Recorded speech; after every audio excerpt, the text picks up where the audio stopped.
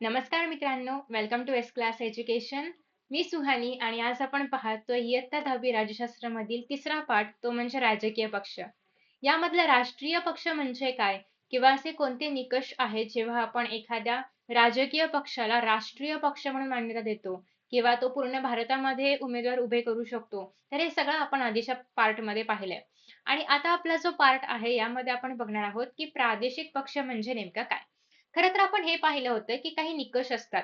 ते निकष जेव्हा पूर्ण केले जातात, त्यानंतर एखादा पक्ष राष्ट्रीय पक्ष बनतो किंवा एखादा पक्ष प्रादेशिक पक्ष बनतो. दोघांचे पण निकष आपण ऑलरेडी मागच्या पार्टमध्ये पाहिलेले आहेत आणि आय होप की तुम्ही तो व्हिडिओ पाहिला असेल.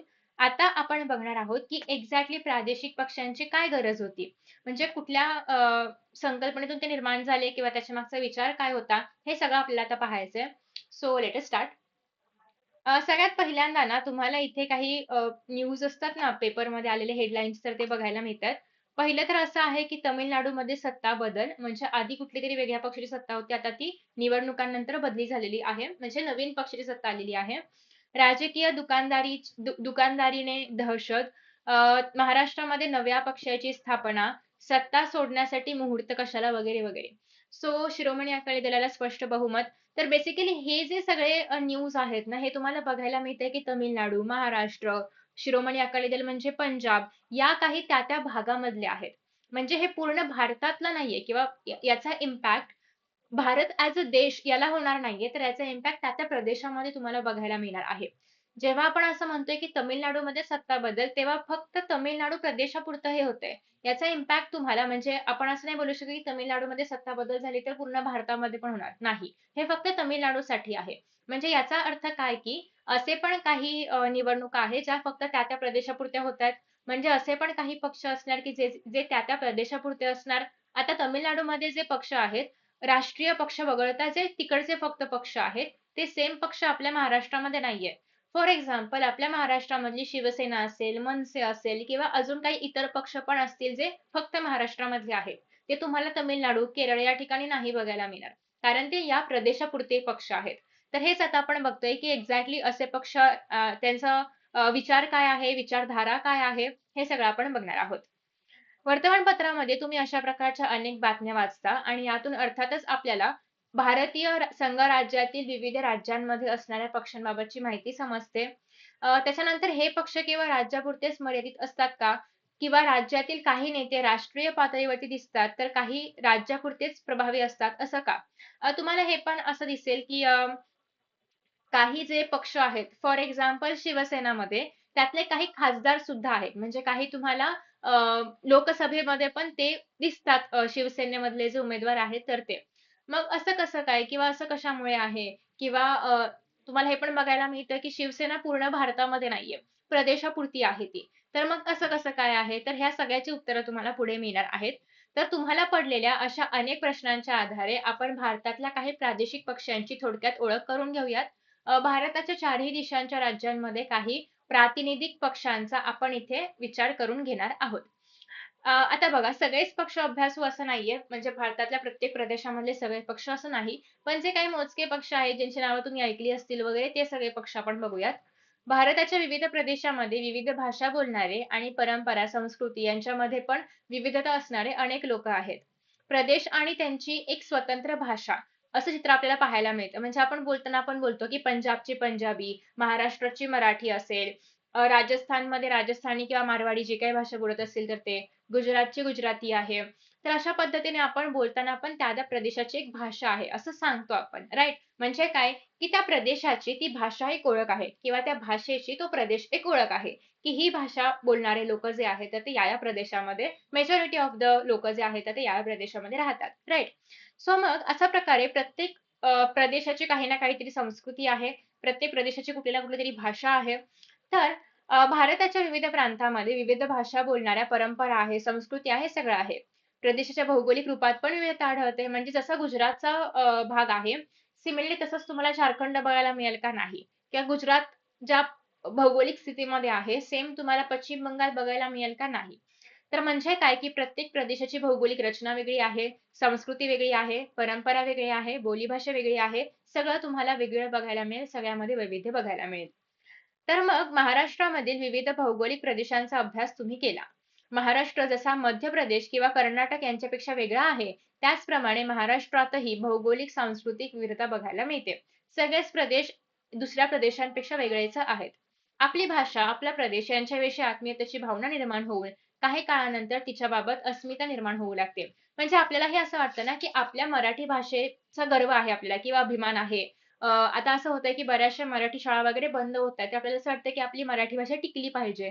जसं आपल्याला वाटतं, तसं इतर प्रदेशामधल्या लोकांना पण त्यांच्या भाषेबद्दल वाटतं, राइट? सो मग आता याच्याबद्दलच आपण बघणार आहोत,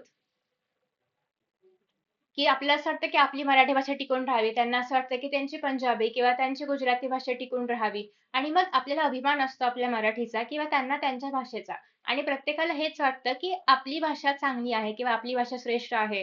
तिचा अभिमान आपल्याला असला पाहिजे. तर ऑफकोर्स असलाच पाहिजे. प्रत्येक प्रदेशामधली जी काही भाषा आहे त्याबद्दल तिथल्या लोकांना अभिमान हा असतोच आणि तो असायला पण पाहिजे. पण जेव्हा आपण असं बोलतोय, की माझी मराठी भाषा श्रेष्ठ आहे किंवा ती चांगली आहे, याचा अर्थ बाकीच्या भाषा कनिष्ठ आहे, असं नाही होत ना. म्हणजे माझी भाषाही श्रेष्ठ आहे, त्यांची पण भाषा श्रेष्ठ आहे किंवा जसं मला माझ्या भाषेचा अभिमान आहे, तसं त्यांना त्यांच्या भाषेचा असणार आहे. तर हे आपण समजून घेतलं पाहिजे. कधी-कधी काय होतं, की आपण असं मानतो, की आपलीच भाषा श्रेष्ठ आहे आणि बाकीच्यांची कनिष्ठ आहे. म्हणजे कनिष्ठ म्हणजे थोडी कमी लेव्हलला मानतो आपण किंवा त्याला तेवढा इम्पोर्टन्स नाही देत आपण. आपण असं मानतो, की आपली भाषा जी आहे तर ती एकदम श्रेष्ठ आहे किंवा एक आवाजावे अभिमान निर्माण होतो आणि यातून मग परत असं होतं, की आपण त्यांना कमी लेखू लागतो. आपल्याला असं वाटतं, की आपणच जे आहोत ते आपणच आहोत. बाकी सगळे लोकं जे आहेत ते असेच आहेत, असं वाटायला लागतं. सो बेसिकली यातून मग प्रदेशवाद निर्माण होतो, की आमचा प्रदेश श्रेष्ठ, तुमचा प्रदेश श्रेष्ठ नाही वगैरे असं मानलं जातं. खरं तर आपल्या भाषेचा जेव्हा आपण आदर करतोय ना, तेव्हा आपण हे पण पाहिलं पाहिजे, की त्यांची पण भाषा तेवढीच त्यांच्या पण भाषेचा आपण तेवढाच आदर केला पाहिजे, जेवढा आपण आपल्या भाषेचा करतोय. सो जेव्हा हे आपण मानून पुढे चालू, तेव्हा हे जे प्रदेशवाद वगैरे आहे ते कमी होईल आणि याच्यामधला भेदभाव पण कमी होईल. लेट अस की पुस्तकामध्ये काय दिलंय. ओके. तर आपली भाषा आणि आपला प्रदेश यांच्याविषयी आत्मीयतेची भावना निर्माण होऊन काही काळानंतर तिच्याबाबत अस्मिता निर्माण होऊ लागते आणि मग त्यातून प्रादेशिकता निर्माण होते. ठीक आहे. प्रादेशिकता म्हणजे काय असा एक प्रश्न या ठिकाणी बनू शकतो. लोक आपल्या प्रदेशाच्या हिताचा आणि विकासाला प्राधान्य देऊ लागतात किंवा त्याचा विचार करू लागतात. आपली भाषा, आपलं साहित्य, आपल्याला पण असं वाटतं की मराठी साहित्य, मराठी भाषा किंवा मराठी परंपरा, सामाजिक सुधारणांचा इतिहास, शैक्षणिक आणि सांस्कृतिक चळवळी इत्यादींबाबत अभिमान वाटू लागतो. आणि मग त्यातूनच भाषिक अस्मिता प्रबळ होऊ लागते. आपल्या प्रदेशाचा विकास व्हावा आणि तेथील साधन सामग्री किंवा रोजगाराच्या संधीवरती आपलाच हात म्हणजे आपल्याला आधी प्राधान्य दिलं जावं. खरं तर हा विचार योग्य आहे. म्हणजे तुम्ही पण जेव्हा कुठेही जाल, तेव्हा तुम्हाला असं वाटलं पाहिजे ना, की इतरांपेक्षा महाराष्ट्रामध्ये ॲट की मराठी माणसाला प्राधान्य दिलं पाहिजे.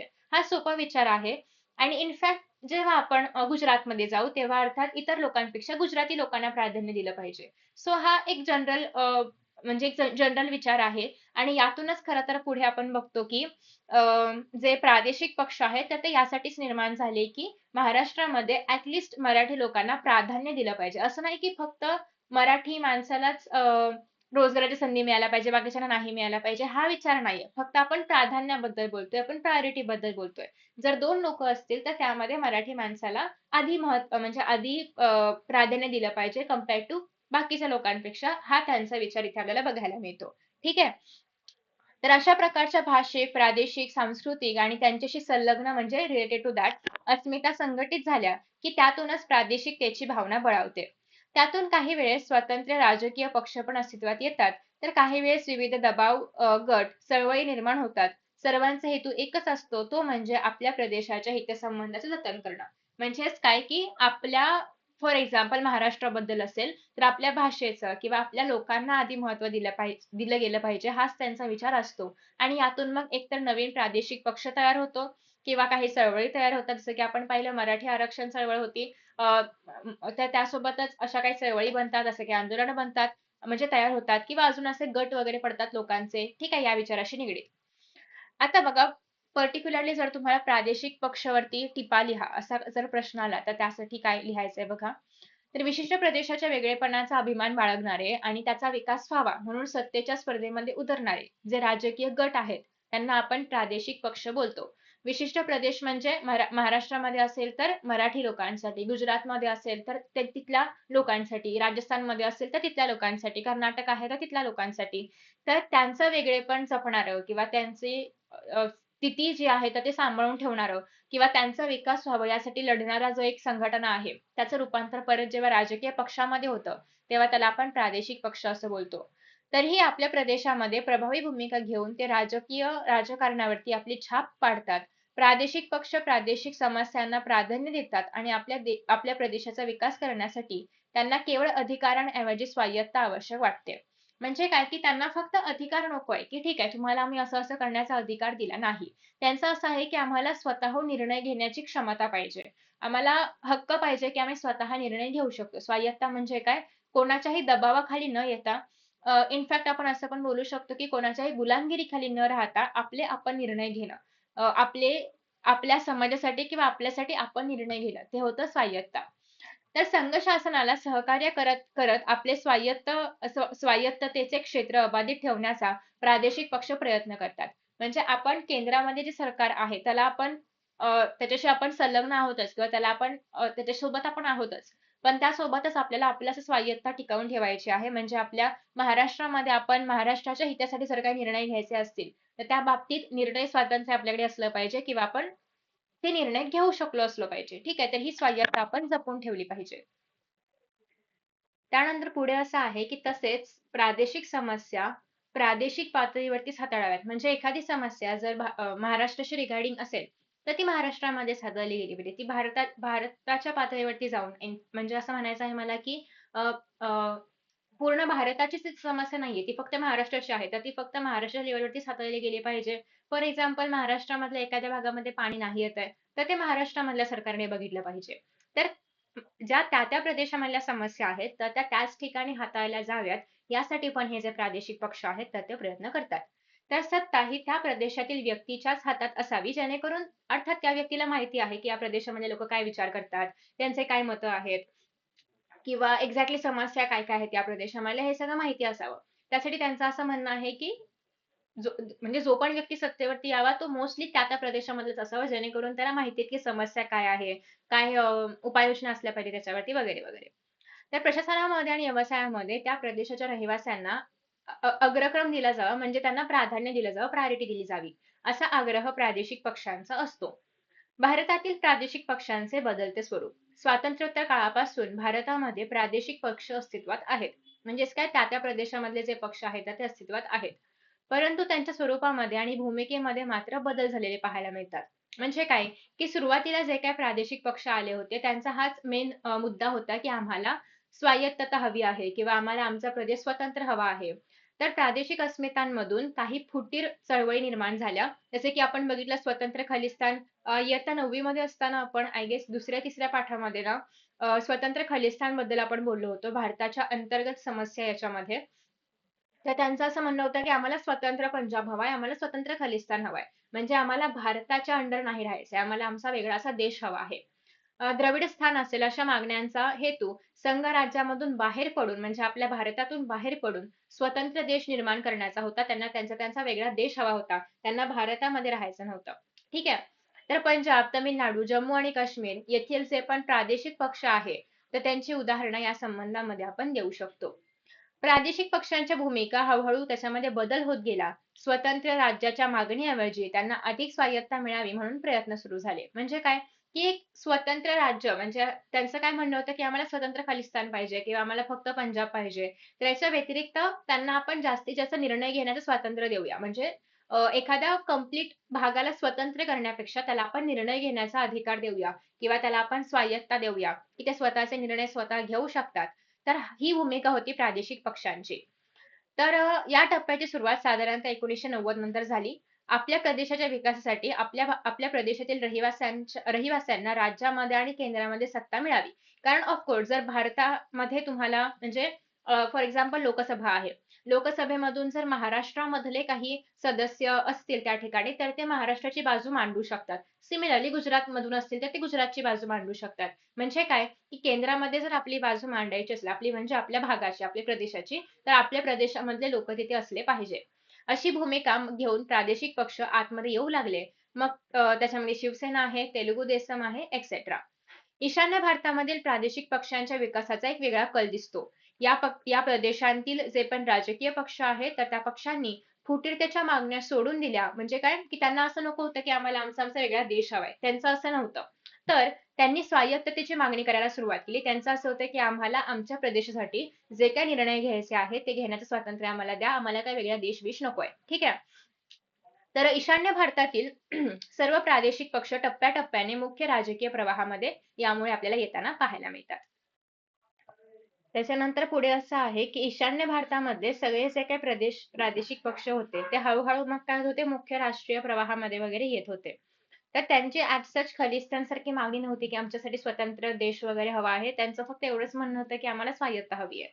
थोडक्यात सांगायचं झाल्यास भारतामधील जे काही प्रादेशिक पक्ष होते, त्यांचा प्रवास आधी फुटीरता म्हणजे त्यांना स्वतंत्र प्रदेश हवा होता, मग स्वायत्ता आणि मग मुख्य राष्ट्रीय प्रवाहामध्ये येणं अशा टप्प्यांमधून होत होता.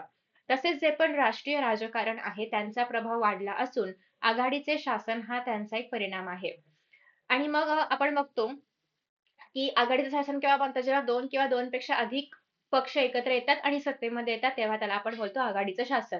भारतामध्ये अनेक प्रादेशिक पक्ष आहेत आणि सर्व पक्षांची काही इथे आपण माहिती नाही घेऊ शकत. पण जे मुख्य प्रदेश आहेत उत्तर, दक्षिण, पूर्व, पश्चिम मधले त्यांची आपण माहिती करून घेऊयात. तर पहिला पक्ष आहे शिवसेना. खरं तर या ठिकाणी एकच शिवसेना दिलंय, कारण आय गेस की हे पुस्तक थोडंसं आधीचं आहे. पण आता आपल्याला बघायला मिळतं की शिवसेनामध्ये पण 2 गट आहेत. पण आपण पुस्तकानुसार याचाच अभ्यास करूयात. कारण इथे इतिहासाबद्दल सांगितले ना, ते गट आता पडलेले आहेत. सो इतिहासासाठी तर शिवसेना तेव्हापासून एकच पक्ष होता. त्याचं चिन्ह तेव्हा होतं धनुष्यबाण. महाराष्ट्रामधील प्रमुख राजकीय पक्ष आहे आणि 1966 मध्ये स्थापना झाली होती. बेसिकली त्यांचा मेन मुद्दा हाच आहे, की मराठी माणूस, मराठी भाषा आणि मराठी माणसांच्या हक्काची जपणूक करणं, मराठी भाषेचं संवर्धन करणं, परप्रांतीयांना विरोध करणं, म्हणजे महाराष्ट्रामध्ये मराठी सोडून इतर जे पण लोकं असतील त्यांना विरोध करणं. 1995 मध्ये भारतीय जनता पक्षाशी युती करून शिवसेना हा पक्ष सर्वप्रथम महाराष्ट्रामध्ये सत्तेवरती आला आणि 2014च्या निवडणुकीनंतर महाराष्ट्रामध्ये भाजप सोबत तो सत्तेमध्ये सहभागी झाला. 2019 मधील निवडणुकानंतर काँग्रेस पक्ष आणि राष्ट्रवादी पक्ष यांच्यासोबत आपण पाहिलं, की महाविकास आघाडी करून हा पक्ष सत्तेमध्ये आला होता. राष्ट्रवादी आणि काँग्रेस यांच्यासोबत आघाडी होती. म्हणजे शिवसेना, राष्ट्रवादी आणि काँग्रेस तिघांचं सरकार असल्यामुळे त्याला आपण आघाडी सरकार म्हणतोय. त्यानंतर आहे आपल्याकडे ते म्हणजे शिरोमणी अकाली दल, जो की पंजाबमधला एक महत्त्वाचा पक्ष आहे, प्रादेशिक पक्ष आहे. स्थापना आहे 1920 सालची. धार्मिक आणि प्रादेशिक अस्मिता जोपासण्यास प्राधान्य, म्हणजे प्रत्येक जे पण प्रादेशिक पक्ष आहेत ना, सगळ्यांचं हेच म्हणणं आहे, की आमची जी संस्कृती आहे, म्हणजे पंजाब असेल तर पंजाबची, महाराष्ट्र असेल तर मराठी किंवा इतर कुठली पण असेल, त्यांची संस्कृती जपणं हा त्यांचा मेन मूळ मोटो आहे. ठीक आहे. तर ते जपण्याला त्यांनी महत्त्व दिलं. त्यानंतर पंजाबमध्ये अनेक वर्ष शिरोमणी अकाली दल सत्तेवरती होता. नेक्स्ट आहे जम्मू आणि काश्मीर नॅशनल कॉन्फरन्स. काश्मीरमध्ये प्रमुख प्रादेशिक पक्ष आहे हा. 1932 साली स्थापना. चिन्ह तुम्ही या ठिकाणी बघू शकता त्याचं. काश्मीरी जनतेच्या हितसंबंधाचा पाठपुरावा करणं, स्वायत्ता जोपासण्यासाठी प्रयत्नशील आहे. स्वायत्ता म्हणजे काय? अगेन स्वतःचे निर्णय स्वतः घेणं, स्वतंत्र असणं, कोणाच्या पण गुलामगिरीमध्ये नसणं. नेक्स्ट आहे आसाम गण परिषद. नावातूनच कळतंय की आसाम असा हा प्रादेशिक पक्ष आहे.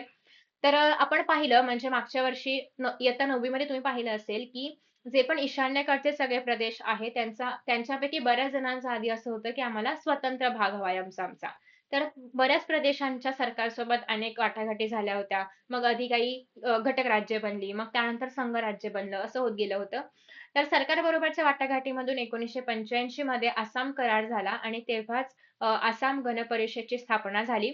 बेसिकली आपण पाहिलं होतं, की त्या काळामध्ये किंवा बेसिकली त्याच्या आसपासच्या काळामध्ये मोस्टली जे इतर प्रांतामधले लोकं आहेत, फॉर एक्झाम्पल आपण घेऊया, की बांगलादेशमधले. तर बांगलादेश आसाममध्ये येऊन राहणं, बांगलादेशी जे आहेत ते, त्यांचं प्रमाण जास्त होतं. सो त्याच्यामुळे असं ते जे निर्वासित आहेत, तर ऑलरेडी आसाममधले लोकं आहेतच. ते आल्यामुळे जे काही रिसोर्सेस आहे, म्हणजे जी पण संसाधनं आहेत, तर त्यावरती पण बर्डन येतंय. अर्थव्यवस्थेमध्ये गडबड होतीये. सो हे सगळे जे काही प्रश्न आहेत, तर ते सोडवणं. त्यासोबतच आसामची भाषिक आणि सांस्कृतिक वेगळेपण जे आहे, तर ते जपणं. आर्थिक विकासासाठी प्रयत्न करणं. हे सगळं कशामध्ये आहे? आसाम गण परिषदेमध्ये आहे. गेली अनेक वर्षे आसाममधला हा जो पक्ष आहे, म्हणजे आसाममध्ये हा पक्ष सत्तेवरती आहे. चिन्ह बघा मध्ये हत्ती आहे. वरती आपल्याला बघायला मिळतंय की एक असा रेडिश रंग आहे, खाली इंडिगो किंवा निळा रंग आहे. बेसिकली यासाठी हे चिन्ह असावं कारण आसाममध्ये हत्ती असेल किंवा एकशिंगी गेंडा वगैरे हे सगळे प्राणी मोठ्या प्रमाणामध्ये आहेत. त्यानंतर नेक्स्ट आहे द्रविड मुन्नेत्र कळघम. तर 1920 मध्ये जस्टिस पार्टी या ब्राह्मणेतर चळवळीचं रूपांतर द्रविड मुन्नेत्र कळघम या राजकीय पक्षामध्ये झालं. आपण जसं की ऑलरेडी बघितलं काँग्रेस पण आधी एक चळवळ होती, राजकीय चळवळ होती. त्यानंतर त्याचं रूपांतर राष्ट्रीय पक्षामध्ये झालं. सिमिलरली ही पण एक प्रकारची चळवळ होती आणि त्याचं पण रूपांतर राष्ट्रीय पक्षामध्ये किंवा राजकीय पक्षामध्ये राष्ट्रीय नाही. राजकीय पक्षामध्ये झालेलं आहे. 1944 मध्ये जस्टिस पार्टी द्रविड मुन्नेत्र कळघम म्हणून ओळखली जाऊ लागली. आधी जस्टिस होती, नंतर नेम चेंज झालं. 1949 मध्ये यातून एक गट बाहेर पडला आणि त्या गटाने द्रविड मुन्नेत्र कळघम पक्ष स्थापन केला. त्यातून मग बाहेर पडलेल्या एका गटाने ऑल इंडिया अण्णा द्रविड मुन्नेत्र कळघम या पक्षाची स्थापना 1972 मध्ये केली. तर असे दोन पक्ष तयार झाले. तमिळ अस्मिता जोपासण्याचे प्रयत्न केंद्राच्या आघाडीतही काही काळ हा पक्ष सहभागी होता. सर्व स्तरांवरील मतदारांना म्हणजे मतदारांचा जो काही पक्ष आहे त्याला पाठिंबा देणं सगळ्या स्तरांवरच्या सत्तेमध्ये दीर्घकाळ राहिले आणि त्याने अनेक योजना पण राबवल्या. तर भारतामध्ये अशा प्रकारे अनेक प्रादेशिक म्हणजे अनेक राज्य आहेत. त्या प्रत्येक राज्यामध्ये अनेक प्रादेशिक पक्ष आहेत. तर त्या पक्षाचा राजकारणावरती काय प्रभाव आहे? याचं एक उदाहरण म्हणून महाराष्ट्रामधल्या प्रादेशिक पक्षांची 2 निवडणुकीदरम्यान कशा पद्धतीने जागा किती होत्या वगैरे काय ते बघूयात आपण.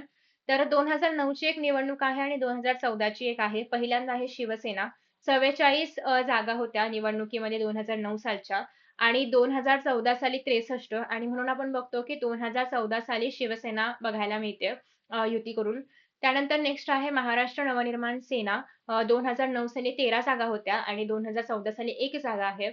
त्यासोबतच शेतकरी कामगार पक्ष वगैरे हे सगळे इतर पक्ष पण आहे की जे महाराष्ट्रामध्ये प्रादेशिक पक्ष आहेत.